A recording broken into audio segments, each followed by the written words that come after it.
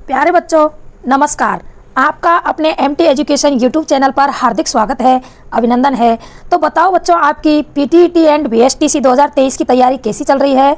मैं आशा करती हूँ कि आपकी तैयारी ठीक से चल रही होगी और आपकी तैयारी में मजबूती लाने के लिए हम ला रहे हैं हिंदी व्याकरण की वीडियो अपने एमटी एजुकेशन यूट्यूब चैनल पर। तो बच्चों, हमारी वीडियो देखने के लिए हमारे एमटी एजुकेशन यूट्यूब को सब्सक्राइब करना ना भूलिएगा। तो बच्चों, पिछली वीडियो में हमने आपको हिंदी व्याकरण में समास की सामान्य जानकारी दी, जिसमें हमने आपको बताया कि समास क्या है, समास का शाब्दिक अर्थ क्या है, समास विग्रह क्या है और समास के कितने भेद हैं, उनके नाम बताए। नाम याद रखने के लिए हमने छोटी सी ट्रिक बताई, ट्रिक थी अब के तो दे दे। और समास के भेदों की पहचान से संबंधित एक हल्की सी ट्रिक बताई, जो ट्रिक थी कि अव्यय से अव्ययी भाव रहे, कर्मधारय में विशेषण आवत है, बहुब्रीहि में अन्य प्रधान रहे, न कोई पद आवत है, द्वंद्व में और छिपे, द्विगु में संख्या पद आवत है, बीच में कारक चिन्ह छिपे, तत्पुरुष समास का आवत है। तो ये बताई थी हमने समास के भेदों की पहचान की हल्की सी ट्रिक। तो चलिए बच्चों, आज हम समास के भेदों का डिटेल से अध्ययन करेंगे। तो हमारा पहला भेद है समास का अव्ययी भाव समास। कौन सा है पहला भेद? अव्ययी भाव समास। अव्ययी भाव समास, समास का पहला भेद है कौन सा? अव्ययी भाव समास। तो अव्ययी भाव समास क्या है कि जिस समास का पहला पद प्रधान होता है तथा समस्त अव्यय का काम करता है, उसे अव्ययी भाव समास कहते हैं। क्या है कि जिस समास का पहला पद अव्यय होता है और समस्त अव्यय का काम करता है, उसे ही अव्ययी भाव समास कहते हैं। क्या है? जिस समास का प्रथम या पहला पद प्रधान होता है तथा समस्त अव्यय का काम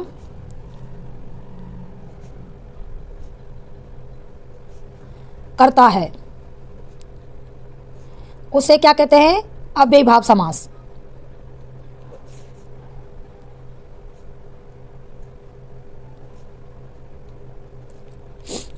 क्या है अव्ययी भाव समास की परिभाषा? कि जिस समास का प्रथम या पहला पद प्रधान होता है तथा समस्त पद अव्यय का काम करता है, उसे क्या कहते हैं? हम अव्ययी भाव समास कहते हैं। अब अव्ययी भाव समास में हम ये तो जान रहे हैं कि जिसका पहला पद अव्यय हो, पहला पद प्रधान हो, तो अव्यय किसे कहते हैं? पहले हमको ये जानना होगा कि अव्यय क्या होता है। अव्यय क्या होता है?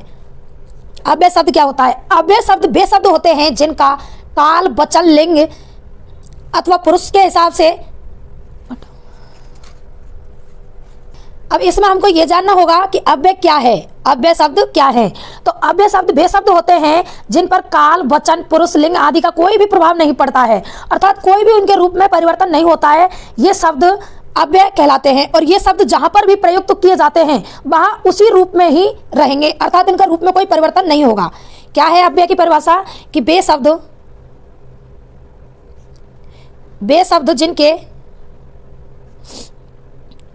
जिनके ऐसा ही नहीं रहा, जिन पर काल, वचन, पुरुष अथवा लिंग आदि का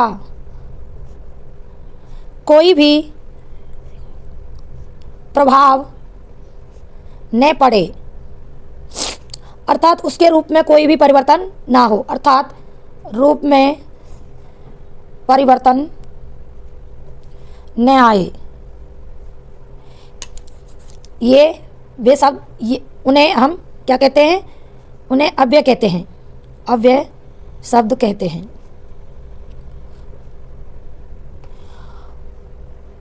और ये अव्यय शब्द जहाँ पर भी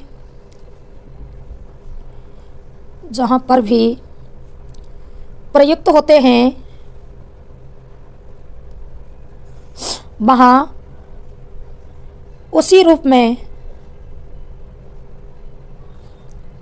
रहते हैं,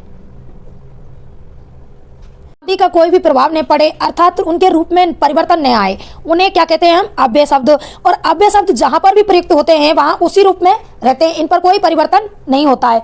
जैसे हमारे पास है अव्यय शब्द प्रति, यथा, आ, यावत, दर, ला, ना, ए, नी, वे, वा, वह आदि। हमारे पास अव्यय शब्द हैं प्रति, यथा, आ, यावत, दर, ला, ना, ए, नी, बे, वा, वह आदि। इनमें अव्ययी भाव समास होता है। इनमें अव्ययी भाव समास होता है। हमारा कहने का मतलब यहाँ पर यह है कि जैसे प्रति ये शब्द है, ये कोई शब्द के आगे जुड़ जाता है तो पहला पद तो प्रति हो जाता है, उस जो दूसरा पद होता है उसके आगे जुड़कर एक शब्द का निर्माण करते हैं तो ये हमारा समस्त पद हो जाता है। यथा है, आ है, यावत है, दर है, ला है, ना है, ए है, नी है, वे है, वा है, वह। ये मतलब अव्ययी भाव समास से युक्त समस्त पद का निर्माण करते हैं। तो देखते हैं हम इसके उदाहरण क्या हैं। हाँ, और एक और है इसमें, जैसे दो बार आने वाले शब्द हमेशा अव्ययी भाव होते हैं। जैसे हमारे पास शब्द पल, यह अव्ययी भाव समास का उदाहरण है। क्षण, बार, एक, ये सभी अव्ययी भाव समास के उदाहरण है। क्योंकि एक ही शब्द दो बार रिपीट हो रहा है तो यहाँ पर लिखा है कि दो बार आने वाले शब्द हमेशा अव्ययी भाव में होते हैं। क्या है? दो बार आने वाले शब्द हमेशा क्या होते हैं? अव्ययी भाव में होते हैं। तो अब हम देखते हैं अव्ययी भाव समास के कुछ उदाहरण। तो इधर तो है क्या हमारा समासिक पद, और इधर हो जाएगा समास विग्रह। जैसे हमारे पास सामासिक पद अव्ययी भाव का है आजीवन। क्या है?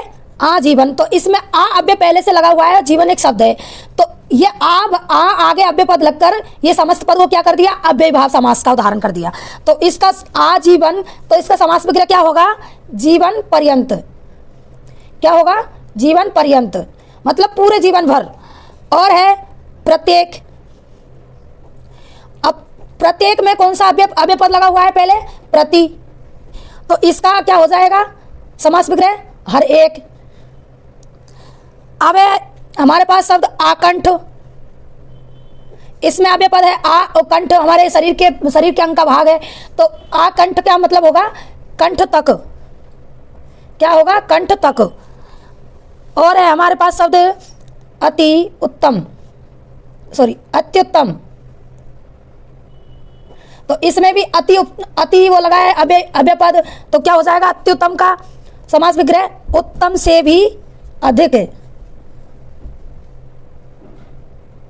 उत्तम से अधिक उत्तम। क्या हो जाएगा? उत्तम से अधिक उत्तम। ऐसे ही हमारे पास शब्द लाजवाब। क्या है? लाजवाब। इसमें अव्यय पद है ला, तो लाजवाब का क्या है? जवाब से रहित। क्या होगा समास विग्रह? जवाब से रहित। और है हमारे पास शब्द आमरण। आमरण में आ अव्यय पद है, तो इसका समास विग्रह क्या हो जाएगा? मरण तक। क्या हो जाएगा? मरण तक। अब है हमारे पास शब्द यथार्थ। यथार्थ में यथा अव्यय पद है, तो इसका क्या हो जाएगा? जैसा वास्तव में अर्थ है। क्या हो जाएगा? यथार्थ का समास विग्रह जैसा वास्तव में अर्थ है। अब है हमारे पास परोक्ष, तो परोक्ष का समास विग्रह क्या हो जाएगा? अक्षी से परे। क्या हो जाएगा? अक्षी से परे। और है हमारे पास शब्द रातों रात। तो इसका क्या हो जाएगा? रात ही रात में। अब है हमारे पास शब्द साफ। हमने बताया था कि दो बार रिपीट होगा जो शब्द, उसमें भी क्या हो जाएगा? अव्ययी भाव समास। तो साफ के बाद साफ।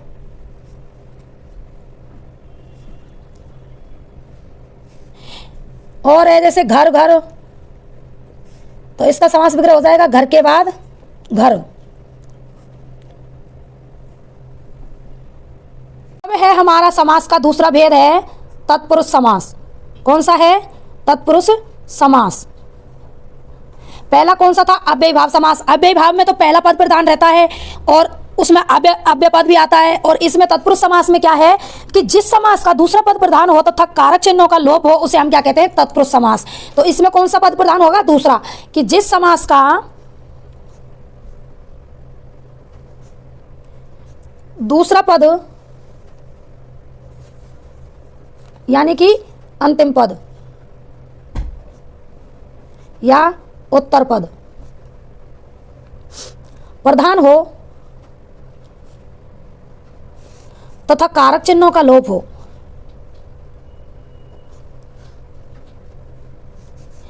कारक चिन्हों का बीच में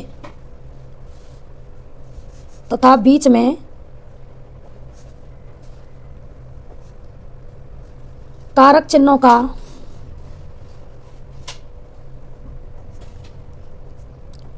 लोप हो उसे तत्पुरुष समास कहते हैं।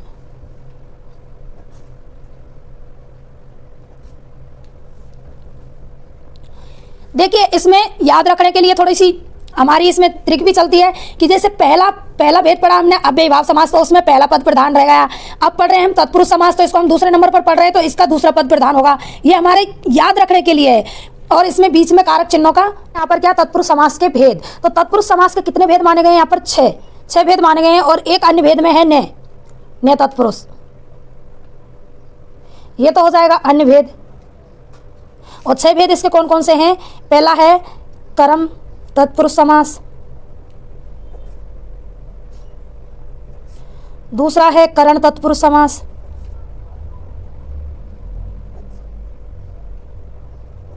तीसरा है संप्रदान। मतलब हमारे जो हिंदी में कारक माने हैं वही है, इसमें कारक चिन्हों का लोप होता है। तो यहाँ पर कितने कारक हैं? संप्रदान तत्पुरुष समास,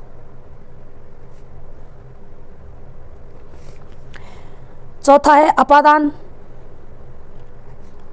तत्पुरुष समास, पांचवा है संबंध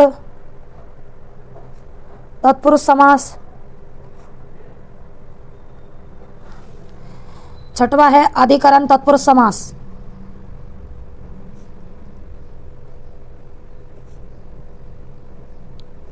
इसमें कर्ता को और संबोधन को अलग से भेद नहीं माना गया है। और अन्य भेद में है हमारा कौन सा? ने तत्पुरुष समास। तो कर्म तत्पुरुष में तो होगा कर्ता ने कर्म को, इसके कारक चिन्ह देखते हैं। कर्ता ने कर्म को कारक चिन्ह का लोप होगा। करण से अलग से देखते हैं इसके कारक चिन्ह। तो देखते हैं कारक चिन्ह क्या है। कर्ता ने कर्म को करण से या के द्वारा संप्रदान के लिए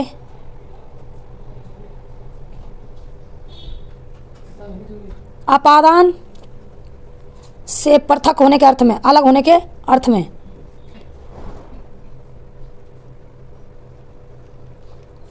संबंध काके की रारेरी अधिकरण में पे पर। क्या है कारक चिन्ह? कर्ता ने कर्म को करण से के द्वारा संप्रदान के लिए अपादान से अलग होने के अर्थ में, संबंध काके की रारेरी अधिकरण में पे पर क्या है, और संबोधन हे आरे वो। तो ये संस्कृत में चलता है, हिंदी में नहीं। तो हमको यहाँ पर कौन कौन से कारक चिन्ह देखने हैं, कौन कौन से कारक चिन्हों का लोप हो रहा है? कर्म, करण, संप्रदान, अपादान, संबंध और अधिकरण। तो तत्पुरुष समास के भेदों में पहला भेद पढ़ेंगे हम कौन सा? पहला भेद कौन सा पढ़ेंगे हम? कर्म तत्पुरुष समास। तो कर्म तत्पुरुष समास में किसका, कौन से कारक चिन्ह का लोप होता है? को कारक चिन्ह है इसका। कारक चिन्ह क्या है? को। तो इसका होता है लोप। तो देखते हैं अब इसके उदाहरण। हमारे पास इधर तो देखते हैं समस्त पद या सामासिक पद, और इधर देखेंगे समास विग्रह। तो हमारे पास है शब्द जेब कतरा। क्या है शब्द? जेब कतरा। ये है समस्त पद। अब इसका समास विग्रह क्या होगा? जेब को कतरने वाला, जेब को कतरने वाला। तो हमको इसमें क्या देखना था? को कारक चिन्ह। तो ये रहा हमारा को कारक चिन्ह। तो ये किसका उदाहरण होगा? कर्म तत्पुरुष समास का। और देखते हैं इसके उदाहरण। जैसे है हमारे पास शब्द कठफोड़ा। क्या है? कठफोड़ा। तो इसका समास विग्रह क्या होगा? काठ को फोड़ने वाला। हमारे पास शब्द जातिगत। जातिगत। तो इसका क्या हो जाएगा? जाति को गया हुआ। और है दिल तोड़। तो इसका समास विग्रह हो जाएगा दिल को तोड़ने वाला।